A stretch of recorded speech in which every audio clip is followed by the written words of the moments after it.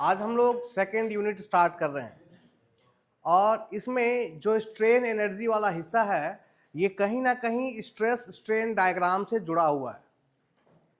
बात समझ में आ रही है? स्ट्रेन एनर्जी किससे रिलेटेड है? Stress strain diagram. तो मैंने आपको टेस्ट का सिलेबस दिया है यूनिट 1 जो आज कंप्लीट हो गया टिल फैक्टर ऑफ सेफ्टी। लेकिन टेस्ट में कहीं ना कहीं कुछ क्वेश्चंस आपको कहां से दिखेंगे? स्ट्रेन एनर्जी से, क्योंकि स्ट्रेन एनर्जी किससे जुड़ा हुआ है भाई? स्ट्रेस स्ट्रेन डायग्राम से जुड़ा हुआ है। क्लियर है? तो यूनिट 2 का ये हिस्सा भी कहीं ना कहीं आपके टेस्ट में दिखेगा। क्लियर है? स्ट्रेन एनर्जी को हम लोग स्ट्रेस स्ट्रेन से अलग नहीं कर सकते, इसीलिए आज की क्लास में, और मैंने पहले भी आपको बताया था कि टेस्ट आपका किस मंडे को है ना, तो फ्राइडे तक जो भी सिलेबस कवर्ड होगा that will be the part of your test. ठीक है? तो आज की क्लास है, आज हम लोग कुछ इसका बेसिक देख लेंगे और कुछ प्रॉब्लम किस दिन कर लेंगे? फ्राइडे को कर लेंगे। ठीक है? और सिर्फ स्ट्रेन एनर्जी क्यों? क्योंकि ये किससे जुड़ा हुआ है भाई?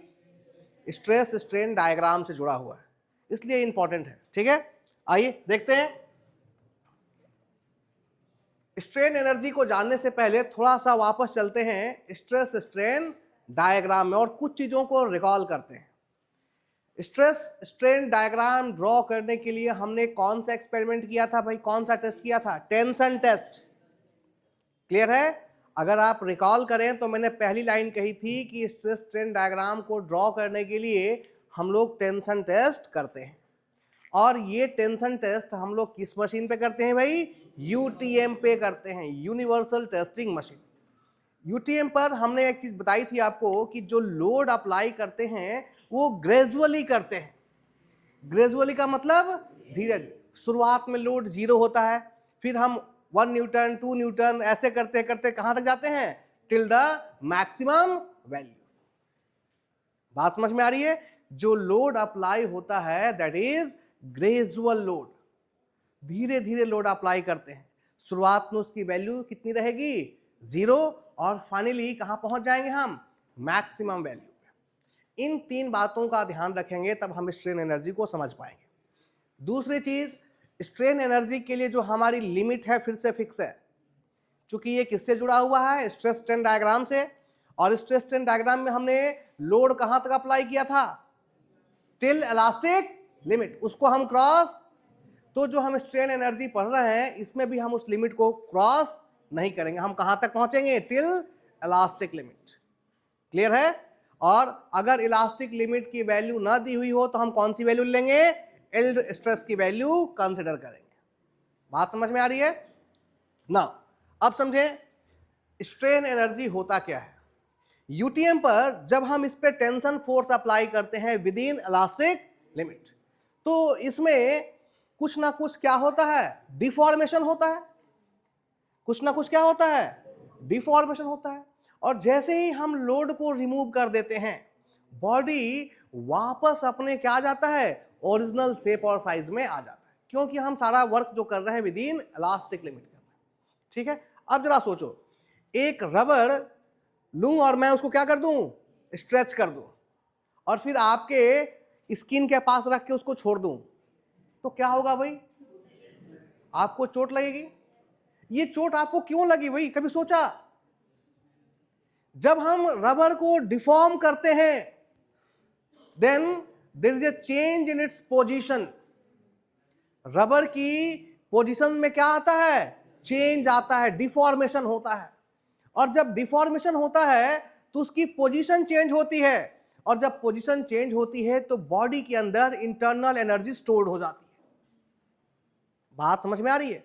जब आप रबड़ को आपने खींचा तो उसकी पहले उसकी पोजीशन, सपोज रबड़ इतना बड़ा था तो ये उसकी नेचुरल पोजीशन थी, और अब हमने इसको खींच करके 1 मीटर लंबा कर दिया तो ये डिफॉर्मेशन हुआ ना। जब हम बॉडी की पोजीशन को, अच्छा, पोटेंशियल एनर्जी क्या होती है? Energy because of its position. तो शुरुआत में पोजीशन ऐसा है, नॉर्मल है, तो कोई एनर्जी है क्या इसमें? कुछ नहीं। लेकिन जैसे ही मैंने इसको खींच दिया तो इसकी पोजीशन क्या हो गई? स्ट्रेस्ड पोजीशन हो गई, पोजीशन चेंज हो गई। अब इस चेंज के कारण बॉडी में इंटरनल पोटेंशियल एनर्जी क्या हो गई? स्टोर्ड हो गई। रबर को जब छोड़ेंगे तो वापस अपने ओरिजिनल शेप में आ जा रहा है ना, वापस कहां गया, ओरिजिनल शेप साइज में। लेकिन जब वो वापस आ रहा था रबर, उस समय अगर मेरी स्किन उसके सामने आती तो वो एक गहरा घाव कर सकता है। इसका मतलब है कि ये जो बॉडी के अंदर एनर्जी स्टोर्ड हुई है, ठीक ना, ये कुछ ना कुछ वर्क डन कर सकती है। भाई अगर मेरे हाथ पे चोट लगा है तो उसने, उस एनर्जी ने कुछ ना कुछ वर्क डन किया है ना, तभी तो मुझे घाव लगा। ध्यान रहे, स्ट्रेन एनर्जी की वैल्यू हमेशा पॉजिटिव होती है। स्ट्रेन एनर्जी कभी भी नेगेटिव, भाई पॉसिबल है क्या? रबर को खींचे और उसमें एनर्जी उल्टा स्टोर ना होकर कुछ और हो जाए, पॉसिबल है नहीं। तो स्ट्रेन एनर्जी की वैल्यू इज ऑलवेज पॉजिटिव। दूसरी चीज, जब हम डिफॉर्मेशन को, अप्लाइड लोड को रिमूव कर देते हैं तो स्ट्रेन एनर्जी अपने आप क्या हो जाती है, समाप्त हो जाती है। यानी ये फुल्ली रिकवरेबल होती है। ये एनर्जी क्या होती है, फुल्ली रिकवरेबल होती है। बात समझ में आ रही है? तब तक स्ट्रेन एनर्जी नहीं आएगी जब तक इसमें कोई डिफॉर्मेशन ना हो। लेकिन जैसे ही डिफॉर्मेशन होगा, इसके अंदर एक एनर्जी क्या हो जाएगी, स्टोर्ड हो जाएगी। और वो जो एनर्जी स्टोर्ड हुई है ना, इसी का नाम क्या है, स्ट्रेन। स्ट्रेन का मतलब क्या, खिंचाव। स्ट्रेन का मतलब क्या भाई, खिंचाव, ठीक ना। तो इसमें डिफॉर्मेशन के कारण किसी भी बॉडी को जब हम इलास्टिक लिमिट के अंदर डिफॉर्म करते हैं तो बॉडी के अंदर एक इंटरनल एनर्जी, और यूं कहें ज्यादा करेक्ट भाषा में, इंटरनल पोटेंशियल एनर्जी क्या हो जाती है, स्टोर्ड हो जाती है। ये जो इंटरनल पोटेंशियल एनर्जी स्टोर्ड हुई है within elastic limit due to the deformation of material is called strain energy. ठीक है, एकदम आसान भाषा में कहें कि स्ट्रेन एनर्जी क्या है, तो हम कह सकते हैं कि जब हम किसी बॉडी को इलास्टिक लिमिट के अंदर डिफॉर्म करते हैं तो बॉडी के अंदर एक एनर्जी क्या हो जाती है, स्टोर हो जाती है।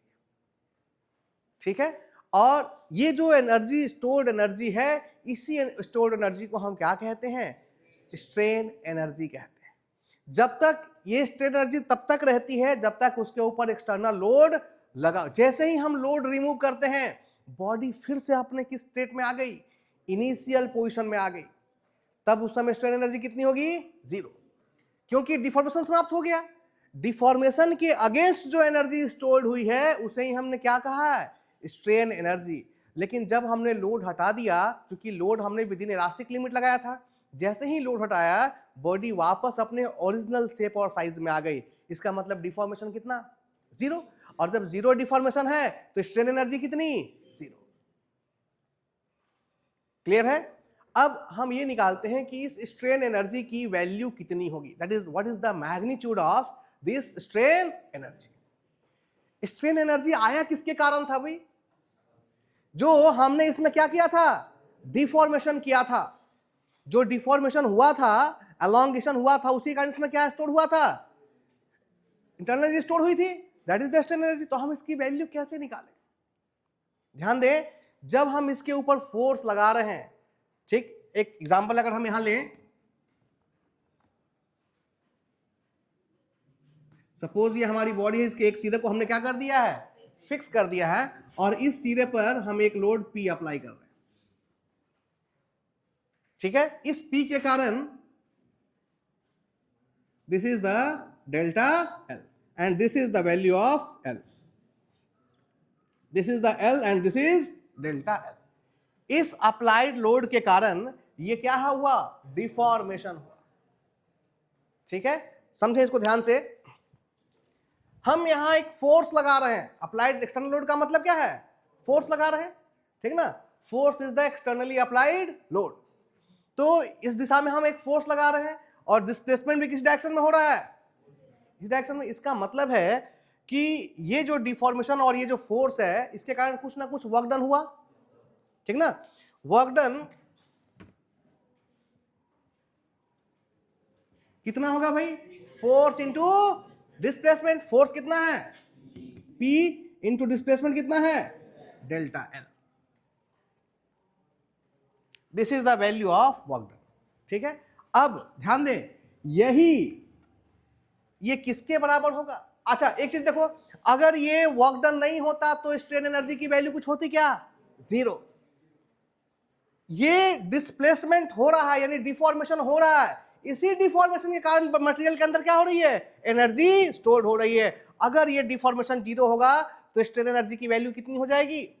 और यदि इसका मैग्नीट्यूड इतना है तो स्ट्रेन एनर्जी की वैल्यू कितनी होगी? इतनी ही होगी ना। इसका मतलब है स्ट्रेन एनर्जी किसके बराबर है? Work done. स्ट्रेच करने में जो हमने वर्क डन किया उसके बराबर ही कितनी जो एनर्जी स्टोर होगी वो किसके बराबर होगी? वर्क डन के बराबर होगी। यानी यदि आपको स्ट्रेन एनर्जी निकालना है तो आप क्या निकाल लेंगे? वर्क डन निकाल लेंगे। क्लियर है? बात समझ में आ रही है? अब वर्क डन निकालने के लिए हमें क्या चाहिए? Force into displacement. ध्यान रहे हमें फोर्स बड़ा सोच समझ के लगाना होगा।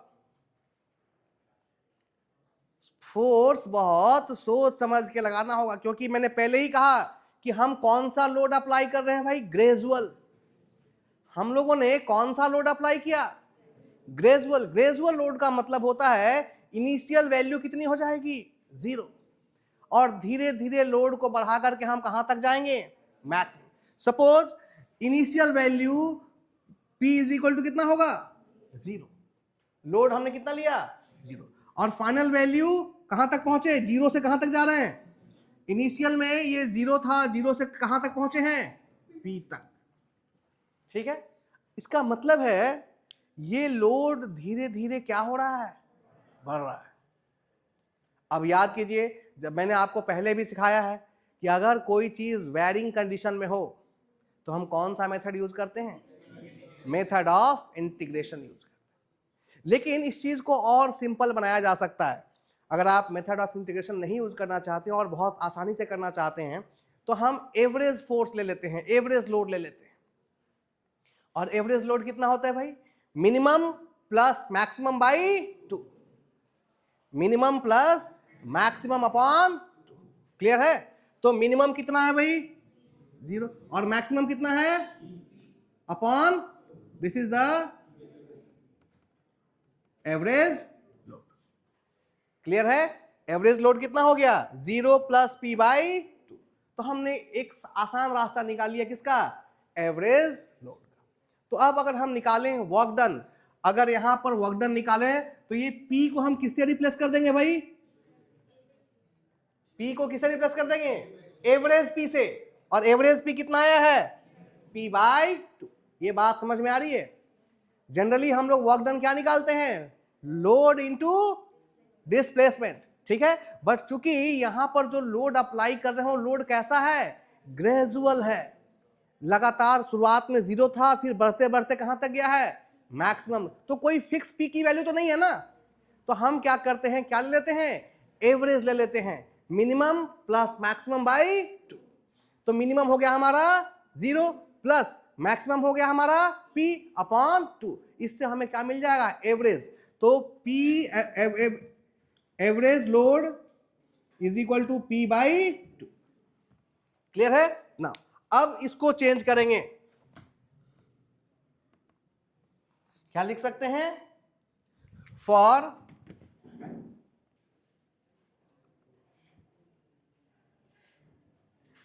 Gradual loading. ग्रेजुअल का मतलब धीरे धीरे जिस लोड को बढ़ाया है, average load is equal to P by 2। इस तरीके से ये हो गया मिनिमम, ये हो गया मैक्सिमम बाय 2। तो एवरेज लोड कितना आ गया? P by 2। क्लियर है? इसलिए वर्क डन कितना हो जाएगा? Average load into displacement. Average load कितना है भाई? एवरेज लोड इंटू डिस्प्लेसमेंट, और एवरेज लोड है P by 2 into delta L. This is only valid for किसके लिए? Gradual loading. और याद कीजिए यूटीएम पे हमने कौन सी लोडिंग की थी? ग्रेजुअल की थी। स्ट्रेस स्ट्रेन डायग्राम को ड्रॉ करते समय आपने वहां लिख रखा है कि हम लोडिंग कौन सी कर रहे हैं, ग्रेजुअल कर रहे हैं। बात समझ में आ रही है। अब एक चीज और देखें, P/2 into delta L, clear है। ध्यान दें,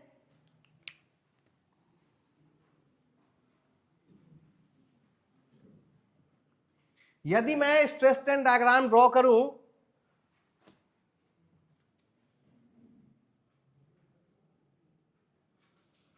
ये हो गया पाइल स्टील का। Suppose this point is B, that is the elastic limit. तो हम जो लोडिंग कर रहे हैं वो इलास्टिक लिमिट के अंदर कर रहे हैं, तो हमें स्ट्रेस की वैल्यू कौन सी लेनी होगी, ये इतना ही, ये स्ट्रेस की वैल्यू लेनी होगी। और स्ट्रेन कौन सा लेंगे, इतना लेंगे। बात समझ में आ रही है, क्योंकि हमें कहां तक जाना है, सिर्फ टिल इलास्टिक लिमिट। बात समझ में आ रही है। अब जरा देखो ध्यान से,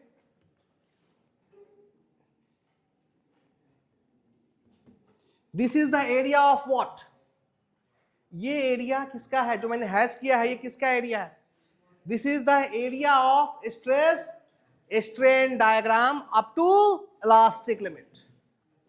क्लियर है। हम कह सकते हैं ना कि ये जो हैचिंग एरिया है ये क्या है भाई, this is the area of stress strain curve, कहां तक, up to elastic limit. Clear है।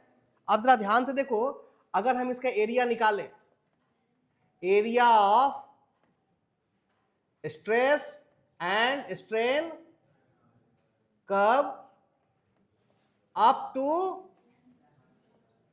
इलास्टिक लिमिट, ठीक है। तो एरिया, ये एक ट्रायंगल है, चूंकि इलास्टिक लिमिट तक लाइन क्या होती है, बिल्कुल स्ट्रेट, ठीक ना। तो area is equal to triangle का एरिया कितना भाई, 1/2 into base into height, 1/2 into base ई इंटू हाइट।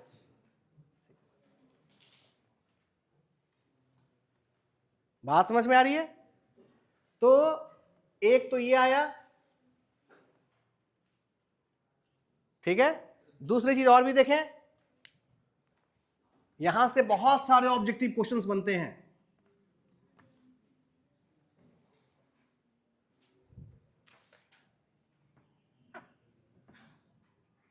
अब मैं एक दूसरा डायग्राम ड्रॉ कर रहा हूं और वो है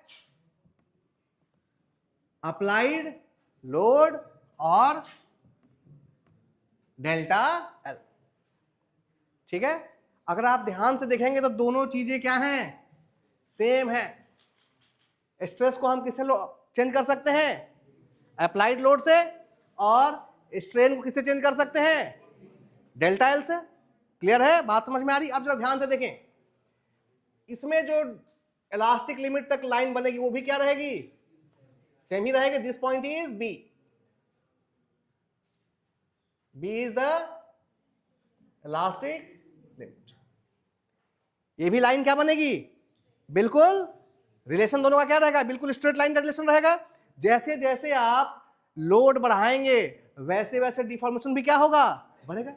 क्लियर है, that is load is directly proportional to deformation, so the line will be straight up to elastic limit. Now अब जरा ध्यान से देखें,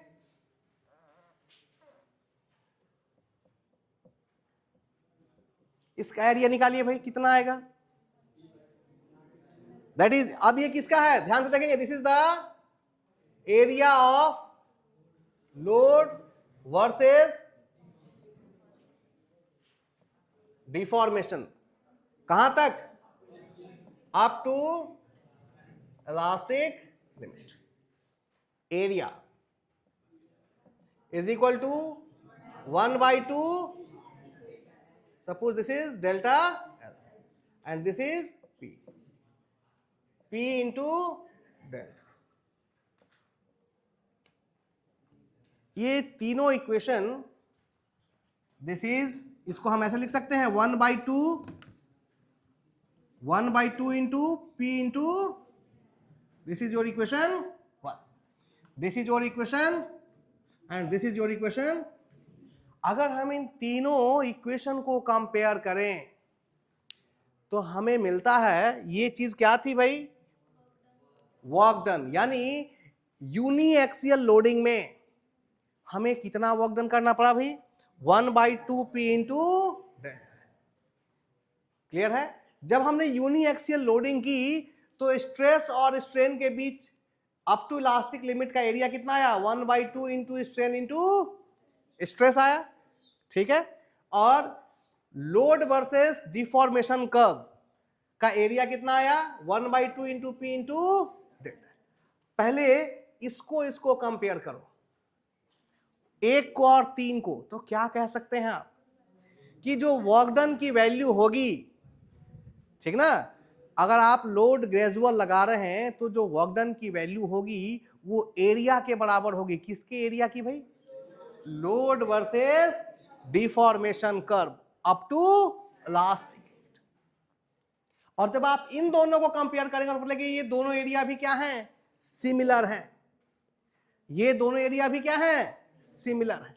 इसका मतलब है हम ये कह सकते हैं कि वर्क डन अगर हमको कैलकुलेट करना है, यदि हमें क्या कैलकुलेट करना है, वर्क डन, किसके कारण, ग्रेजुअली अप्लाइड लोड के कारण। यदि हमें वर्क डन कैलकुलेट करना है तो हम क्या कैलकुलेट कर ले, area of stress strain diagram, कहां तक, अप टू इलास्टिक लिमिट, या फिर डिफॉर्मेशन वर्सेस जो लोड कर्व है इसका भी एरिया हम कैलकुलेट कर ले अप टू इलास्टिक लिमिट, तो ये सारी वैल्यूज क्या हो जाएंगी, सिमिलर हो जाएंगे। क्लियर है? जैसे थर्मोडायनेमिक्स में हमने सीखा था कि पीवी डायग्राम का एरिया हमें क्या दे देता है, वर्क डन देता था ना, वैसे ही लोड वर्सेस डिफॉर्मेशन कर्व का एरिया भी हमें क्या देगा, वर्क डन। या फिर स्ट्रेस वर्सेस स्ट्रेन कर्व का area up to elastic limit क्या देगा, वर्क डन। और याद रखिए आगे चलकर यही वर्क डन किसके बराबर होने वाला है, स्ट्रेन एनर्जी के बराबर। क्लियर है ना, ये किसके बराबर होगा भाई, क्यों होगा, क्योंकि जब तक ये वर्क डन नहीं होगा कोई एनर्जी बॉडी में स्टोर्ड नहीं होगी। इसी वर्क डन के अगेंस्ट बॉडी के अंदर जो एनर्जी स्टोर हो रही है अप टू इलास्टिक लिमिट, उसी को हम क्या कह रहे हैं, स्ट्रेन एनर्जी कह रहे हैं। अब देखो, अब अगर आपको स्ट्रेन एनर्जी की वैल्यू कैलकुलेट करनी है तो आप क्या क्या कैलकुलेट कर सकते हो भाई, वर्क डन, आप लोड वर्सेस डिफॉर्मेशन डायग्राम का एरिया निकाल सकते हो, आप स्ट्रेस वर्सेस स्ट्रेन डायग्राम का क्या निकाल सकते हो, एरिया निकाल सकते हो। हम निकालेंगे एरिया और उसको कहेंगे क्या, स्ट्रेन एनर्जी कहेंगे। बात समझ में आ रही है? उस समय से मैं ये चीजें क्यों बता रहा हूं, because all are representing somewhat strain energy. Clear है? आइए देखते हैं स्ट्रेन एनर्जी को कैसे कैलकुलेट करना है, स्ट्रेन एनर्जी की वैल्यू कैसे फाइंड आउट करनी है। ठीक है,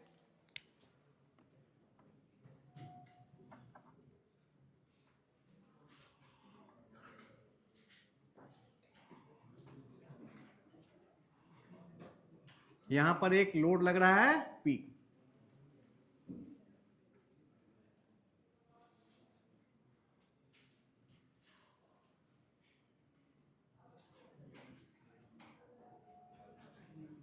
एक हमने बार लिया है जिसकी लंबाई कितनी है, L है, और क्रॉस सेक्शनल एरिया A है। A is the cross sectional area, capital L is the length of the bar. जो एक्सटर्नल लोड अप्लाई हो रहा है वो कितना है, P है, और इस लोड के कारण कितना डिफॉर्मेशन हुआ है, डेल्टा L।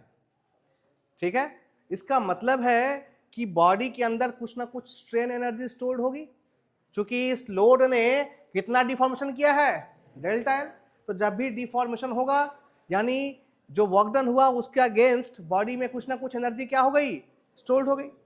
अब स्टोर्ड एनर्जी कितनी है ये फाइंड आउट करने के लिए हम ये निकाल लेंगे कि इस P ने जब डेल्टा L डिफॉर्म किया तो कितना वर्क डन करना पड़ा। ठीक है, हमने यही सीखा है कि अगर हम ये निकाल लें कि कितना वर्क डन हुआ किसके द्वारा, एक्सटर्नली अप्लाइड लोड के द्वारा डेल्टा L डिफॉर्म करने में कितना वर्क डन करना पड़ा, तो ये वैल्यू ही हमें क्या दे देगी, स्ट्रेन एनर्जी दे देगी। तो सबसे पहले हम वर्क डन कैलकुलेट कर लेते हैं, और यही जो वर्क डन की वैल्यू आएगी that will be equal to strain energy. Clear है? आइए देखते हैं work done.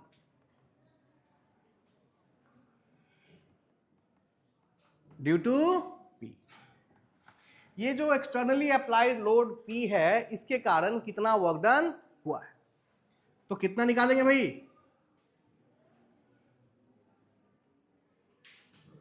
Is equal to average load into displacement, लिख सकते हैं। और मैंने अभी बताया, चूंकि हम लोग लोड कौन सा अप्लाई कर रहे हैं, ग्रेजुअल अप्लाई कर रहे हैं, तो वैल्यू कितनी हो जाएगी? P/2 into delta. क्लियर है ना? देखेंगे अगर हम P लोड अप्लाई कर रहे हैं तो बॉडी का मटेरियल रेसिस्टेंस डेवलप कर रहा होगा, ठीक ना, दैट इज स्ट्रेस वहां आ रहा होगा। और स्ट्रेस क्या होता है? लोड पर यूनिट एरिया, या फिर कहें resisting force per unit area. Resisting force की वैल्यू किसके बराबर होगी? P की। क्लियर है? इसमें जो रेसिस्टिंग फोर्स डेवलप होगा वो किसके बराबर होगा? P के बराबर। So stress is equal to P by A is the cross sectional area. Clear है? नाउ यहां से हम इसे क्या रिप्लेस कर सकते हैं? P को किससे रिप्लेस कर सकते हैं भाई? Stress into area into delta L upon 2। Stress upon 2 into area into delta L। ध्यान दें, स्ट्रेन के फॉर्म में अगर लिखें, स्ट्रेन इज इक्वल टू क्या होता है? Delta L upon L।